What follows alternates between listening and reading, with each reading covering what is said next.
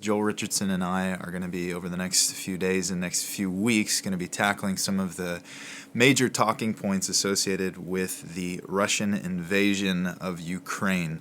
Today is day 20 of that conflict. There's a lot of swirling opinions about it. We're getting lots of questions from many of you asking for our input on certain themes and subjects that are circulating in mainstream media and on social media and.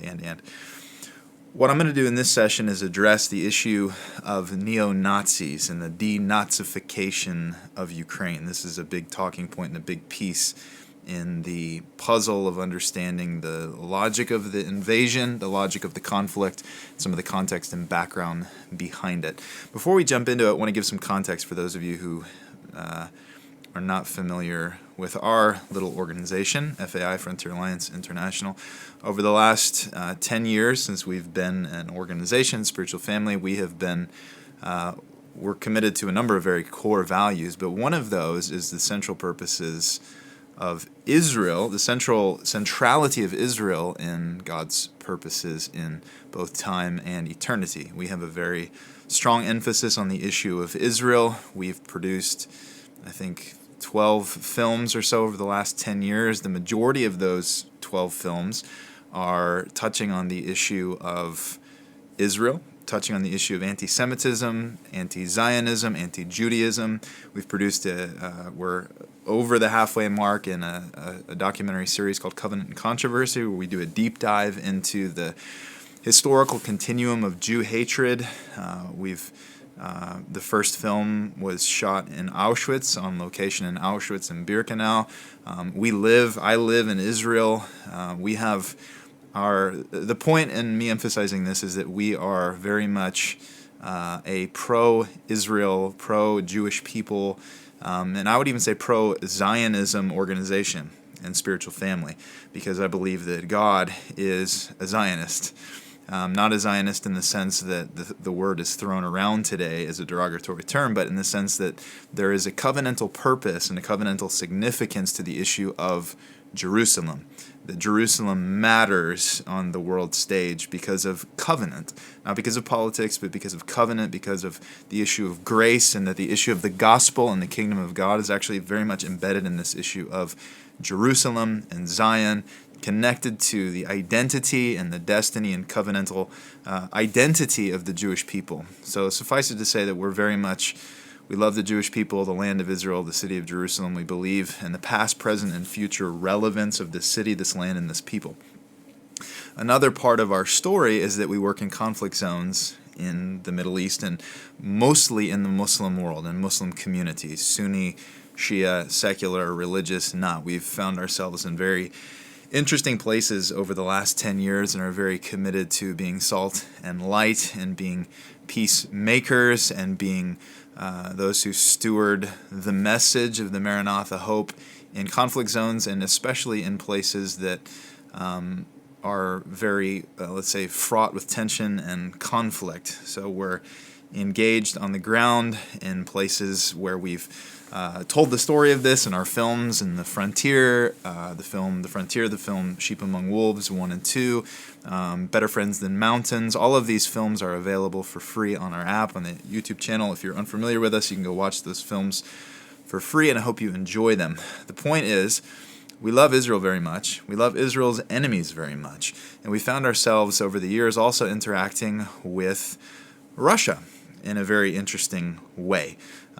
You can't be in the Middle East and not have some kind of interaction with the Russians. In fact, when we were working in Syria, we're still working in Syria, but when we were working in Syria in partnership with the Israeli army, our teams were in places that were under barrage of the Assad regime's attacks, both in the use of chemical weapons, in the use of barrel bombs, in the use of heavy airstrikes that were conducted or supported or funded by the Russians, who were bailing out the Assad regime and assisting the Iranian regime as well to help bail out the Assad regime from the revolution that started and then got hijacked and became something else in the process of the revolution. Today is actually the 11-year anniversary of the outbreak of the Syrian revolution. It's a very significant subject. We're not going to touch on that today, but the point is this, is that we've had up close and personal interaction with the, let's say, the intimate details of the unfolding of geopolitics in the Middle East, and especially where Russia is concerned,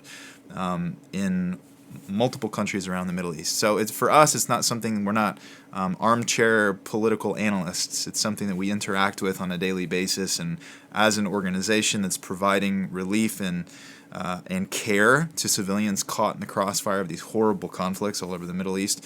Our understanding of these things is formed not from an American political standpoint. It wasn't birthed out of that. It was birthed out of a practitioner standpoint. We're on the ground serving in these conflict zones, and so our understanding of these things is pretty intimate for us and pretty experiential.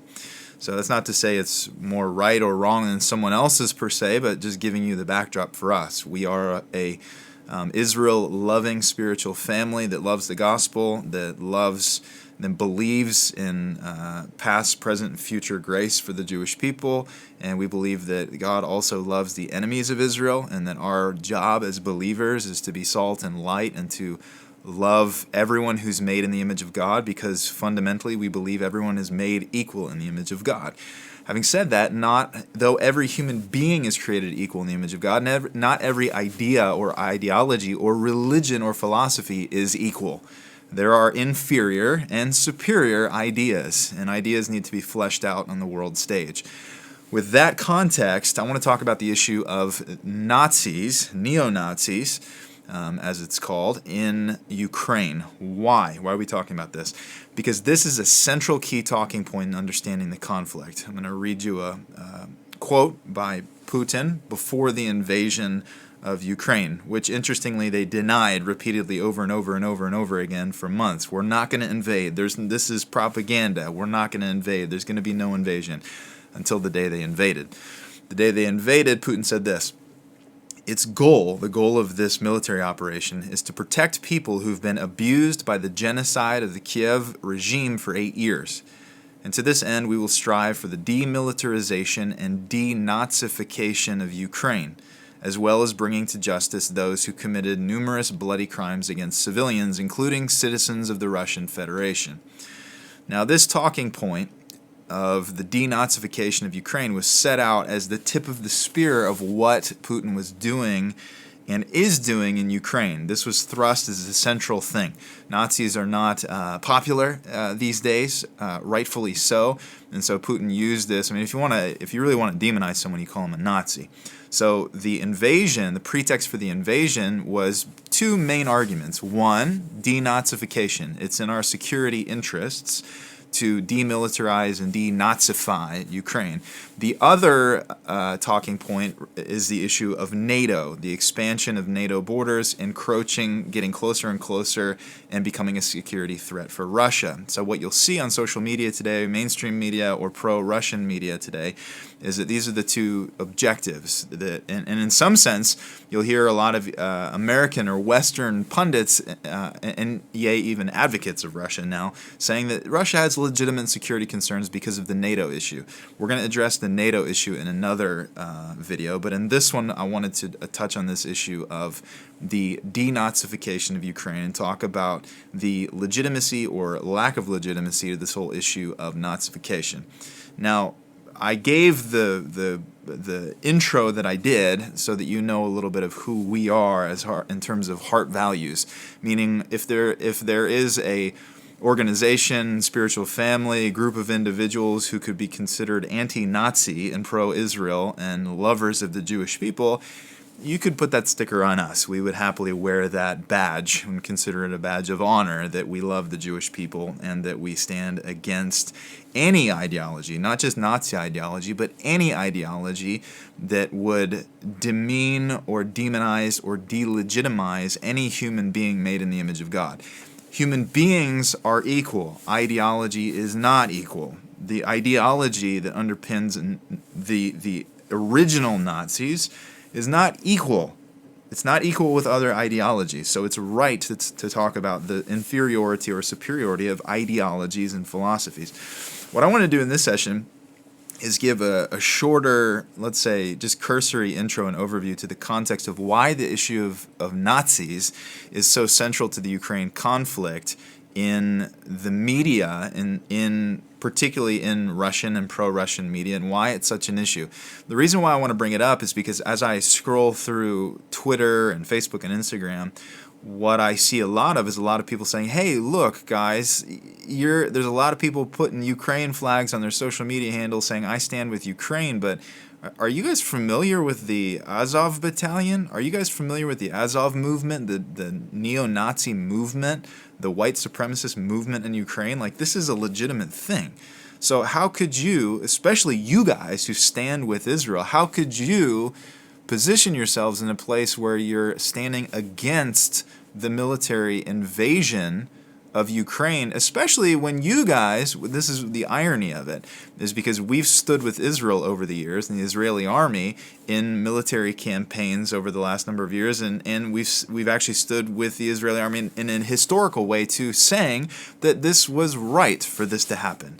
Meaning every time something kicks off in Gaza, for example, there's a total propaganda whirlwind hurricane that breaks out across the nations, and there's protests and riots, and everybody freaks out because the Israelis are conducting a military operation and conducting airstrikes in Gaza. And then you see images of Gaza, blown up buildings. You see images of, fathers holding their dead children. And people go, what is this hypocrisy that you could stand with Israel as they lob missiles into Gaza?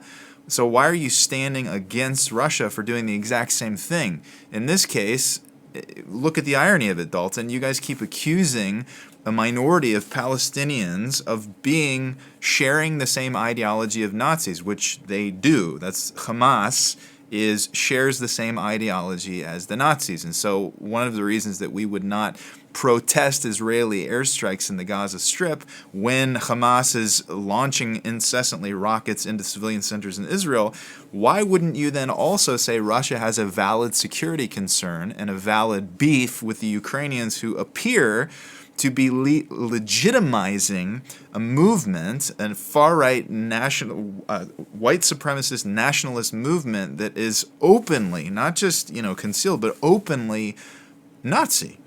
Putin is saying that they're invading and that they're going to take out the Nazis who are committing genocide. So what I want to do is tease this out a bit and give some context to why this is such a key talking point for Putin, give some context as to what's happening in Ukraine and why it's such a sticky situation, because it's not all as it appears. I was just scrolling through Twitter earlier today, just looking at, because right now it's very interesting seeing so many people in the United States who are swinging as advocates of Putin and of Russia in this whole thing, saying they have valid security concerns because of the NATO thing. There's the Nazi thing. Now there's the biolab thing. We're going to do a session on the biolabs as well, because this deserves some focus and consideration that's getting totally munted and lost in the American media, which is not surprising considering where America is at right now in terms of critical thinking, but never mind, we'll deal with that in another session. So here's the context of the Nazi issue and why it's so complicated. Let's talk about Ukraine as a whole first, and then we'll move into the Nazi thing, and we'll talk about the 2014 until now. Because in 2014 is when an individual founded what's called the Azov movement, or the battalion, or there's a bunch of different names for it, vernacular that you could use. But it's a movement, a militarized movement inside Ukraine that's been federalized. Now, I remember being in Mosul in 2015-16. It would have been the winter of 2016. The Iraqi army federalized the Hashd al-Shaabi. Hashd al-Shaabi is the Shia militias that are backed by Iran. Now, within the Hashd al-Shaabi, you have some that are really hardcore pro-Iran and some that are not as hardcore pro-Iran. But it was a big deal because they're considered their, brother and sister, so to speak, with Hezbollah, their brother and sister, so to speak, with other Shia terrorist organizations that are on the terrorist list in the United States as a designated terror organization. And yet the Iraqi army that was funded and backed and supported by the United States and the U.S. coalition to fight ISIS during the ISIS years is now, that army is now federalizing and incorporating into the federal military institution and establishment an entity that the U.S. considers and designates as a terrorist organization. Meaning, if you take Hashd al-Shaabi and you put them in Lebanon, for example, alongside of Hezbollah, you'd say that's terrorists standing next to a terrorist trying to fight Israel. So what's the deal there? The same thing could be said of the PKK. The Kurdish separatist group mostly in Turkey. What ended up happening is they are on the designated terror list in the United States, and they're predominantly in Turkey and in Syria. But when ISIS rose on the scene, who led the charge against ISIS? It wasn't the U.S. coalition. It was actually the PKK, which was formed into the YPG, or a number of different acronyms. I won't bog you down with all the different acronyms, but the point is this, is you had what's consistent in conflict and war in not just in the Middle East, what we're learning now outside of the Middle East as well, is that in war, there are extreme minority elements that are, because of their ideology, because of what they think and believe, they become very hardened, dogged, and experienced fighters who are fighting for ideology, who are fighting for a belief system. They end up being incredibly good fighters. I remember being in Iraq, I can't remember the month, it would have been sometime in 2016, after ISIS was pushed out of Kirkuk. What happened is a number of ISIS fighters infiltrated the city of Kirkuk, and the Peshmerga tried to put it down. These are the Kurdish forces that used to be federalized and part of the Iraqi army. Today, they're a bit at odds with the Iraqi army. We won't get into that. But the point is, the Peshmerga tried to push this ISIS elements out of Kirkuk. It was only a handful of them, but they took control of a police station, I think it was, and it turned into this long shootout, and where a bunch of Peshmerga were getting killed. In the end, they called the PKK in. The PKK came, who's on the designated terror list, and they put the whole thing to bed in 24 hours. They came in with snipers. They have excellent snipers. They're familiar with urban combat. They're familiar with guerrilla warfare. They went in and they put the thing down. The Peshmerga couldn't do it, but the PKK did. When ISIS was raging in Kobani, for example, and they were fighting in Kobani, who led the charge to push ISIS out and to break the back of the Islamic State in 2014? It was the PKK, backed by the U.S. coalition. So the point is this, is that there's lots of examples where in conflict and war, the extremist elements that in peacetime are normally marginalized as wackos and delegitimized, rightfully so, as wackos, end up being brought in and in some sense leading the charge. Now, this is exactly what happened in 2014 until now. Ukraine as a whole, in terms of the government, let's talk about Zelensky, his government. Now, he was, if you don't know the story of his rise, it's very, very fascinating. He was an entertainer. He was a comedian. He played on a TV show where he ended up becoming the president of Ukraine in this TV show. So then, when the TV show was over, he actually ran for the presidency and he won it, and he became the president. And people were going, wait, this is the guy that from the show who ran for president, became president in the comedy show, but now he's running. Is this a joke? And he won by a landslide. Now, the thing about Zelensky is some people would call him a centrist, but if you look at his policies and what he did, he would be considered, in American terms, far left, meaning in terms of his domestic policies, in terms of abortion, sexuality, healthcare, taxation, the role of the government. He's very, very left. Now, in Europe, left and right is a little bit different. The same here in Israel. It's not the same as American left and right, because it's different categories and different logic and thought structure behind what makes something left and what makes it right. But the point is this, is that Americans, if they went and sat in and, for example, and watched, the politics, the internal politics in Ukraine, and your average American, if you looked at it and heard the policies, you'd say, wow, that's like hardcore far left.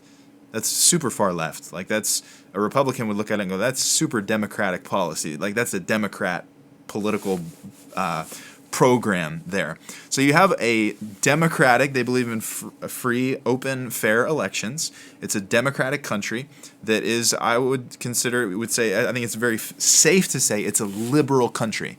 It's a liberal country. It's not a conservative country. It's not a right-leaning country. It's not even a populist. And Zelensky's administration often gets coined as, a populist or a centrist, but really he's a leftist with a left-leaning social policy and program. Now, the thing is, leftist administrations and governments don't typically produce good fighters or fighters at all. Typically, this produces something else entirely. So what happened in 2014, I'm not going to get into the details of it here, but between 2014 and now, there was a revolution that took place, then there was a very critical election that took place where Zelensky ended up winning and becoming the leader of Ukraine. Now, during that time, there have been disputed territories around Ukraine. There's a number of territories that Russia today would still say those belong to us. Now, this led to the last 8 years of armed struggle and fighting and clashing between the Ukrainians and the Russians along the border. Now, in 2014, Russia attempted to take a key territory from Ukraine and was essentially given the green light, and no one stepped in, and so he took it. And so now Putin was, I think, empowered by that because he saw no one did anything. So I think in this situation, when he invaded Ukraine again, he thought, no one's going to do anything like they did last time. And I think he's still in shock by what happened because it didn't play out the way that he thought it would. I don't know. Maybe he thought it was going to go this way, and he counted the cost and he paid it. But I think he wasn't prepared for the backlash that came from this. So what's the deal with the Nazi thing? The Nazi thing, if you go to Ukraine, you're not going to walk the streets and feel like, well, this is a Nazi country. If you look at their policies, you're not going to go, this is a Nazi country. If you looked at the actual Ukrainian military establishment, you're not going to say, well, this is very Nazi. But when you come to the Azov battalion and you see this fringe group of fighters, you go, okay, those guys wear Nazi paraphernalia, like they do Nazi symbols. Their ideology is openly trying to conquest Europe and to eliminate homosexuals and liberals, and they're super far right. They're white supremacists. They're like ideologically, you go, these dudes are Nazis. Now you go, well, wait a second. Why is a left-leaning secular democratic country, why have they federalized a Nazi entity in their military structure? Why are they given funding and weapons and permitted to operate? Why aren't they considered designated terrorists? Well, partly for the same reason why the Shia militias in Iraq, partly for the same reasons why the PKK in Syria, the PKK clashing and fighting against ISIS, the coalition, the U.S.-led coalition would say, yeah, we can work with them. Why? Because during wartime, things get very blurry. They get very, very blurry. Now, this becomes a pretext. I'll give you another example of how pretext is used. 11 years ago, today, the revolution in Syria started. When the revolution in Syria started, it started in a place called Dara, which is not far from where I am now. If there was no border, you could be there in 30, 40 minutes from where I'm living right now in the Golan Heights. Now, this, when it broke out and spread throughout Syria, it was led by teachers, farmers, taxi drivers, secularists, dare I say even liberals, professors, teachers, people who are lingerie shop owners, alcohol shop owners. It was people protesting the harsh treatment, particularly the Sunni population, protesting the harsh treatment of the Shia Alawite regime that was led by Bashar al-Assad and still is to this day. Now, the thing is, as he lost the majority of his country very, very quickly, and the regime was pushed out. And now the opposition, the revolutionaries, were holding the territories, and were also holding a lot of the military assets across the country as well, particularly in the south, where they drove the regime out and they kept a lot of the machinery, put it that way, in terms of ammunition and weapons and tanks and armored vehicles. And it became a very interesting situation where Assad was, here's his decision. The only way I can take this civilian territory back is to just bomb the living crap out of it with airstrikes and artillery and shelling and missiles. That's the only way to do it, is just to obliterate these places. But I can't just go in and obliterate civilian centers. I need a pretext. So what Assad did is he, in part, helped create the pretext. Now, during this time was when what became ISIS, the Islamic State of Iraq and al-Sham, was birthed during that time. Around the same time that all of this is happening, 2011 to 2014, was really the seedbed that gave birth to ISIS. One of the brilliant things, sadistic but brilliant things that Assad did was release a bunch of jihadists from prison and said, okay guys, go make some trouble. Why? Because the jihadists gave a pretext for Assad to indiscriminately bomb civilian centers in the name of fighting jihad, fighting Islamic extremism and terrorism. This is exactly what's taking place in Ukraine today. Meaning when the revolution started, your average Syrian then and today, your average Syrian is very moderate. They're not jihadists. They don't want to see a caliphate. They don't want to see hardline Islamic extremism, Sunni or Shia. They're very much want to live their lives. They care about electricity, bread, milk, and a future for their children. As I've traveled around Syria and met Syrians of different walks of life, I've just been so impressed with the Syrians. They're brilliant people. They're brilliant people, they're moderate people, but what Assad did was by creating this pretext of jihad, which was also then fueled by the rise of ISIS and the fall of Iraq and later Raqqa, Mosul, Tikrit, etc., etc. As this was unfolding, it gave him the ability to say with a straight face, I'm fighting jihadists. That's why we're going to wipe places like Aleppo off of the map. Now, the truth of the matter is there were jihadists in Aleppo. There were jihadists in other places around the nation of Syria, and Assad was genuinely fighting them, but he needed to fight them in order to fight the other thing, which was the majority of the Syrian population that was against Assad and wanted to see the overthrow of Assad and his repressive regime, but they were moderate, normal people and normal civilians. Your average Ukrainian today would say, we're not Nazis. What do you mean we're not? We're left leaning.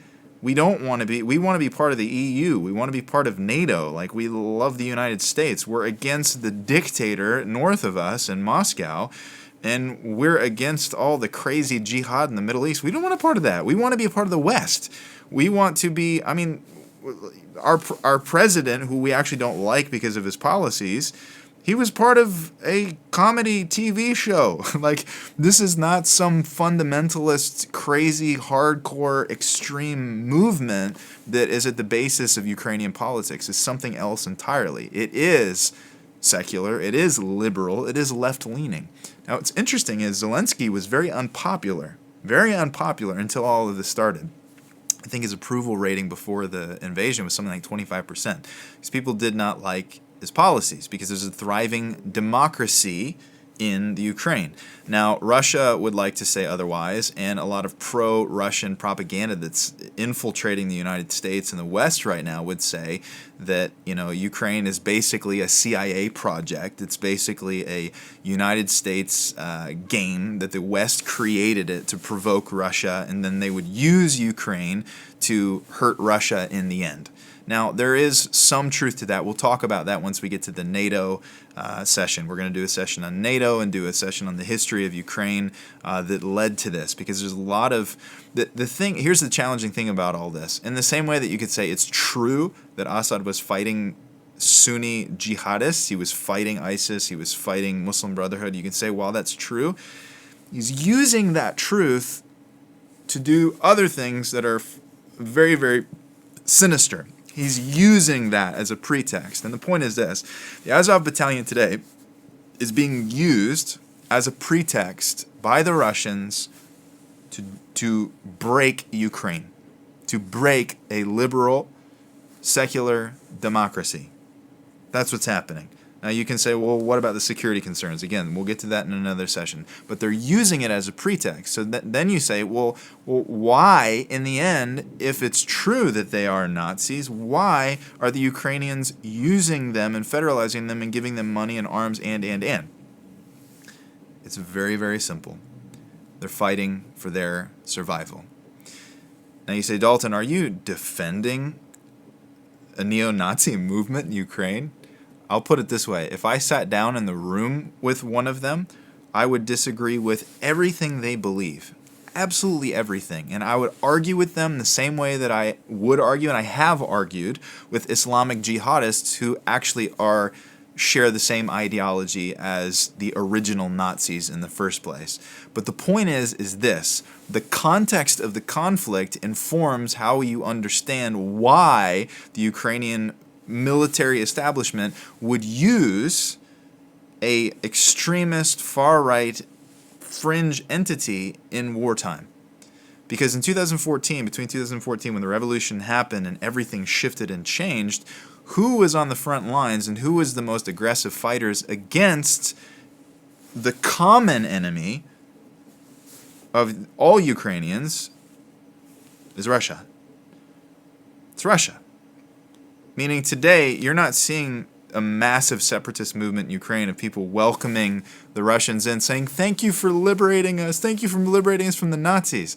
It's actually an embarrassing thing. If you follow some of the key military and political leaders in Ukraine, this is a very sticky, sore, embarrassing subject for them, because it's very challenging, for the same way that the PKK is a challenging, sometimes even embarrassing issue for the administration in Rojava, where they know that if it wasn't for the PKK, ISIS would have completely dominated.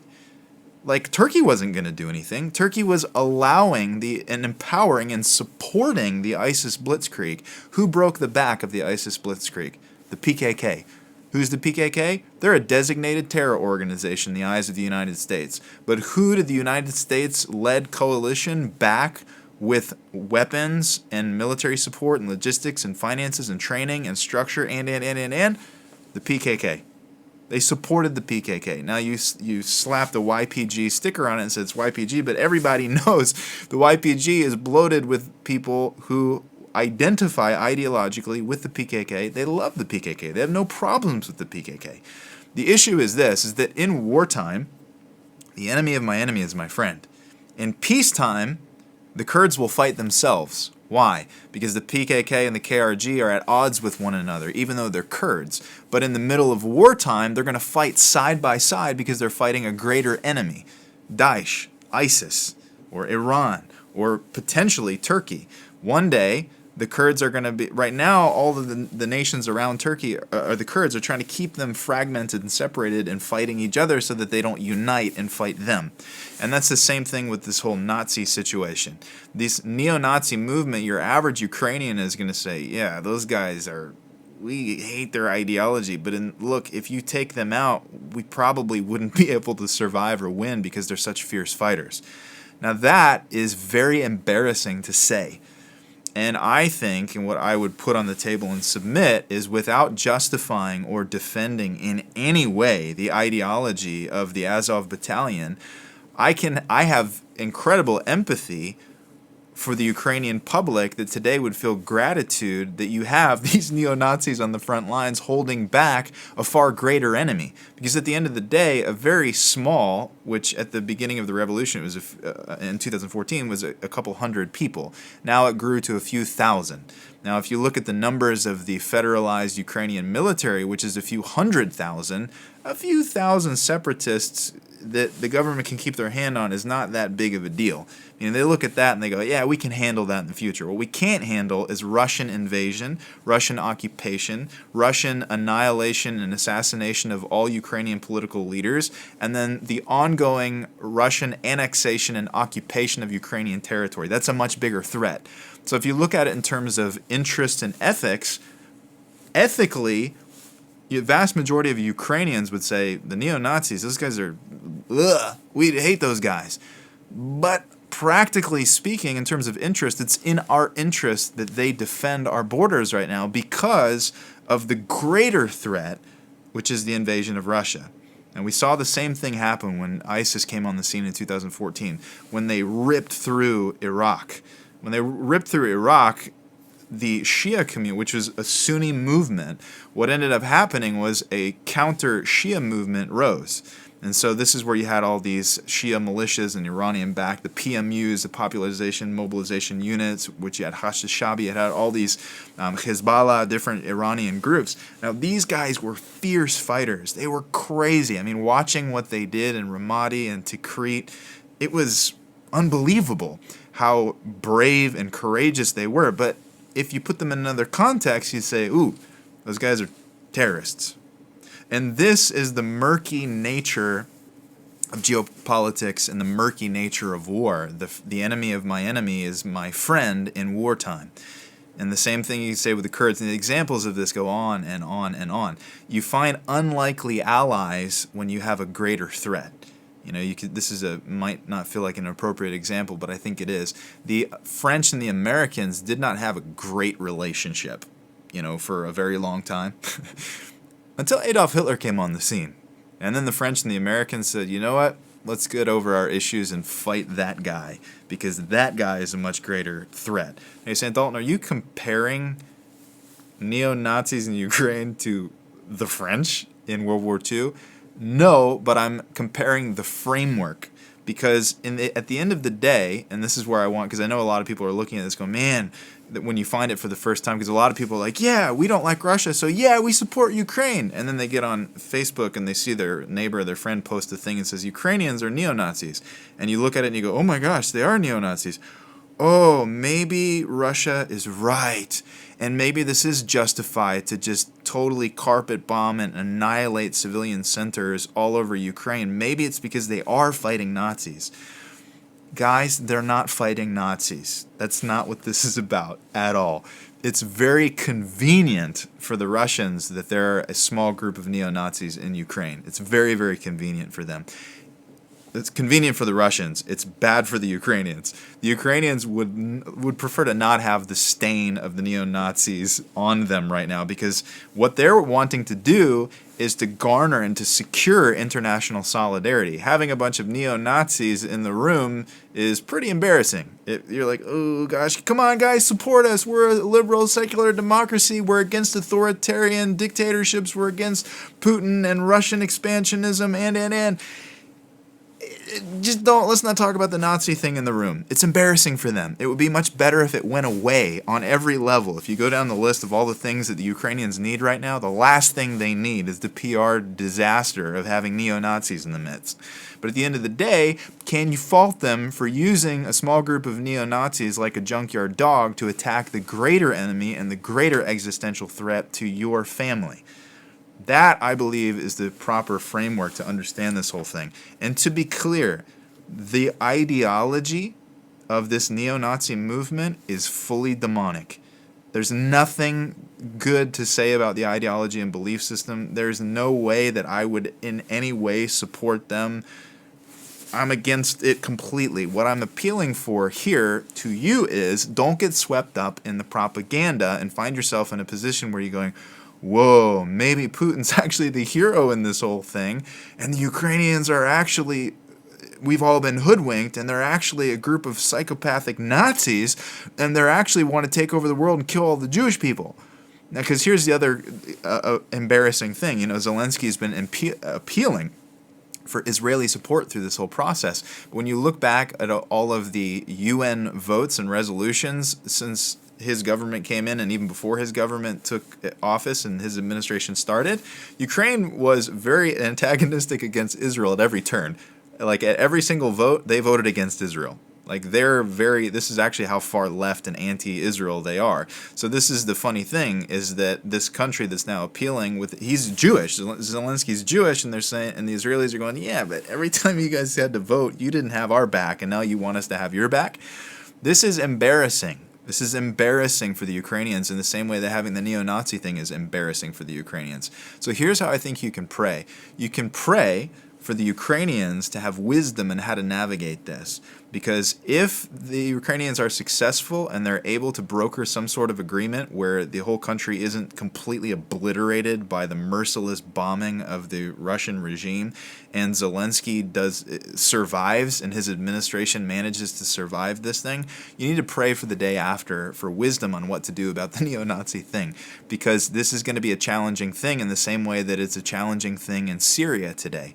Because the people who deserve the medals and the honor and the gratitude of the whole world, I would say, for fighting ISIS, at the top of the list of the people that led the charge were who? The PKK. But today the PKK are on the designated terror list. Now, when I go through the ideology of the PKK, I go, there's a lot in there that I agree with, I think it's cool. There's a lot of good human rights things in there. There's a lot of good stuff with related to the treatment of women. There's a lot of really good stuff in Öcalan's ideology. But at the end of the day, when I sit in the room with people who believe hardcore PKK ideology, I go, I'm not fully with you ideologically. But I do believe that what you did in the fight against ISIS was incredibly valuable. And I think that same logic applies here, but in a much more extreme way, in the sense that sitting with a neo-Nazi group over a cup of coffee is not something that I would do and say, hey guys, we can be friends. I share your ideology. What I would say to Ukrainian is I can empathize with just how difficult and challenging of a situation this is, because at the end of the day, when you're fighting a beast like Russia, and they're trying to invade and they're blowing up your apartment complex, and your next door neighbor's daughter is dead on the ground, and the grandmother is, limping out the door with blood pouring out of her body as airstrikes continue to pummel the playground outside, you don't really care who's going to defend you. Whether it's neo-Nazis or jihadists or ISIS, whoever. At the end of the day, you're like, whoever wants to come fight, come fight. And what you find in these scenarios is a bunch of crazy people coming to fight, because crazy people fight, and crazy people fight well in situations of wartime. So the point is this. I'm sure you could take sound bites from this video and say, Dalton's justifying neo-Nazis, and he's justifying, pragmatic wartime behavior that's unethical. I'm not. What I'm saying is understand the complexities of war. Understand the complexities of geopolitics. That this is not as clear-cut and moralistic and altruistic as our American minds and hearts would prefer it to be. It's simply not that way, and it's not going to be that way ever, even until the end of the age and the Lord returns. So, to be clear, in summary, there's a small group of neo-Nazis in Ukraine that right now are at the front lines holding back the blitzkrieg of the Russian military that's trying to overrun and completely take over and do a regime change and execute Zelensky and put their hand on it. Now the question then becomes, is Russian ambitions to continue their expansionistic campaign and to restore the glory of former Russia, or is this a one-off thing? They genuinely just want to take out the Nazis? Because if it was just about taking out the Nazis, the simple thing to do would be Zelensky could say, hey, if it's really about the Nazis, let's just get the Nazis out. Because we don't actually dig the Nazis, but the only reason that the Nazis are in the room right now is because they're fighting you guys, and you guys are way more scary to us than the neo-Nazis in the room. And the same thing could be applied to pretty much any country, guys. And that's the reason why I'm saying this, and I'll end with this. Every country has this moral, ethical, pragmatic dilemma in some way, shape, or form. Here in Israel, you have extremist Jewish settler groups that are downright barbaric, meaning their ideology is so extreme, but the Israeli government and the Israeli military and the Israeli society in wartime is going to say, you know what, those guys are going to fight really hard on our behalf. The same thing happens in the Gaza Strip. At the end of the day, the hardline Islamic Jihad Hamas guys are going to be the ones at the front lines. They're the ones that are going to be the most committed. And the same thing could be said if you're an American saying, well, we're not that way. Yes, we are. On the right and on the left, we have fringe extremist groups who believe crazy things, but in our situation, we need their votes. We don't need them on the front lines because we don't have people trying to invade America, but we need their votes. That's a very watered down version of the complexity. But all over the world, in every single country, you're going to find all the colors of the rainbow, and then in terms of ideology, extreme, moderate, secular, liberal, conservative, fundamental, non-fundamental, etc. But you're going to find the clash of ethics and interest. And in Ukraine, we're seeing a very, very critical, violent clash of that right now, and it's very difficult for the Ukrainians to navigate this because at the end of the day, they know that Putin's using it as a pretext to do whatever they want in the same way that they used it as a pretext to totally obliterate the nation of Syria and raze pretty much all of Syria to the ground through brutal, merciless airstrikes and the use of chemical weapons. That's what the future holds for Ukraine. They're going to use this pretext, and they're going to keep using this pretext. And for the Ukrainians are going to remain stuck in this pickle of needing to continue to fight Russia, because if they defederalized and they delegitimized and they pulled the Azov battalion off the front line, for example, the front line would crumble. They actually need them. Now, before you judge them for that, because I think you can hold two things in tandem here. You can say, I completely reject the ideology of this neo-Nazi movement, and I completely identify and empathize with your average Ukrainian who today is under heavy bombardment and just wants to survive, and they're stuck in the quandary of their interests as human beings who just want to live, and the ethics of being defended by people that you are ideologically completely opposed to and actually enemies with. The same thing applies in Iraq today. The same thing applies in Afghanistan. The same thing applies in Saudi Arabia. The same thing applies in China. The same thing applies in the United States. The collision of ethics and interest. And when the stakes are higher, the risk becomes higher as well, and the people's ability to compromise becomes higher as well. And in this case, the Ukrainians need all the fighting power that they can get right now to keep the Russian advance at bay. Now, I feel confident that Putin is going to continue to push this thing, and I also feel confident that the Ukrainians are going to be let's say, awkwardly silent about it because they need these guys right now, but they don't believe in their ideology at all. And the day after is going to be very, very awkward because what we're going to see, and I'll truly end with this, I know I've said that like 3 times now, I'll truly end with this. What we saw in Iraq is a very good example of what's going to happen in Ukraine. What happened in Iraq during 2014 to really 2019, 2020 was the swelling of the Shia militias, the PMUs, the Hashd al-Shaabi, that took the fight to ISIS and pushed ISIS out of Iraq and pushed them into Syria where the PKK and the YPG finished the job. But as the Shia militias and the paramilitary units grew and grew and grew and grew and grew, what it created was a crisis because they started very, very small, but through the war they grew and they grew in more power to where it was actually becoming a major issue in the Iraqi parliament, to where there was power brokering and power clashes and struggles taking place over the future of the role of the PMUs, of Hashd al-Shaabi and the Shia Iranian-backed militias in the future of Iraq. Because they were federalized in 2017 and incorporated into the military establishment. But now they're going to be defederalized because the war is over. Thank you for your service, PMUs. Which at that point, the PMUs would say, well, hey, we're the ones that won the war, so if you guys are not going to give us a place in society moving forward, we'll fight you next. And that's where we are in Iraq today. Iraq is very, very divided over the inclusion of some of these extremist elements that are backed by Iran, that support Iran, because many Iraqis don't want Iranian interference in Iraq at all. And some of them want Iranian interference in Iraq because they love the Iranian regime and they share the fringe, apocalyptic, crazy ideology of the Iranian regime. This is a model and a template, I think, a historical template for what we're going to see take place in Ukraine if the Ukrainians are not completely obliterated by the Russian military over the next few weeks and months, which who knows where it's going to go. We're day 20 now.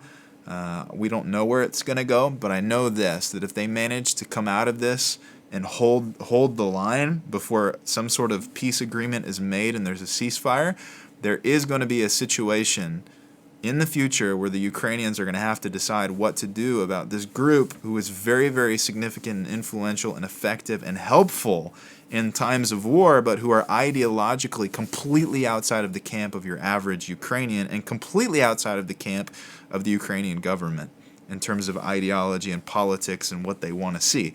Meaning the establishment, Zelensky's administration, wants to be a part of NATO, wants to be a part of EU, is fully on board with all of the liberal agendas of the whole thing, whereas the Azov guys they're at war with all of that ideology. They're against all of that ideology. So it puts them at odds with one another moving forward. So we need to pray for the Ukrainians because they're in a very, very difficult situation. We also need to pray for the Russians because they're being used as pawns, these poor kids being sent in as cannon fodder. And now we've got Syrians and people from the Middle East being brought in, recruited to fight alongside of these Russian kids to bolster their ranks because these kids are being thrown into this war and they're dying in droves. The Russian army has lost more people in the last 20 days than the U.S. military has lost since Vietnam. That's crazy. The Russians have lost more in the last 20 days than the U.S. military lost in Afghanistan and Iraq combined. It's staggering, the numbers. So we need to pray that the Lord would intervene and put this thing to bed in the best, fastest, most merciful way possible, because this could turn into an absolute bloodbath. It already is, but it could spiral out of control. And the sad thing about it is it's being underpinned and undergirded and defended and justified by pretexts and lies. Bottom line, Putin is not at war with Nazis in the Ukraine. Putin is notorious for harboring and using and employing far-right, hardcore white supremacist movements and organizations and paramilitary groups. He has no problem with it. He has no problem with it. There's examples of this out the wazoo. It is utter hypocrisy for him to say, I'm invading Ukraine because of a far-right separatist movement, because they pose a threat to Russia. It's absolute lunacy and hypocrisy. And when Americans start parroting this and repeating it as if it's a valid pretext for the invasion of Ukraine and a valid justification for the bombing of civilian centers and the killing of innocent women and children all over Ukraine, we're in some very dangerous ground ideology in terms of propaganda. This is full-blown propaganda. The war in Ukraine has nothing to do with denazification. I hope this session was helpful. In our next session, we're going to be dealing with biolabs. We're going to be dealing with NATO. We're going to be dealing with an overview of the current events and situation on the ground to get a better understanding of what's actually taking place from a military perspective. These are some of the sessions that are coming down the pipe in the days ahead. Thanks for watching this, guys. If it was helpful, share it. Bless you from the Golan and Maranatha.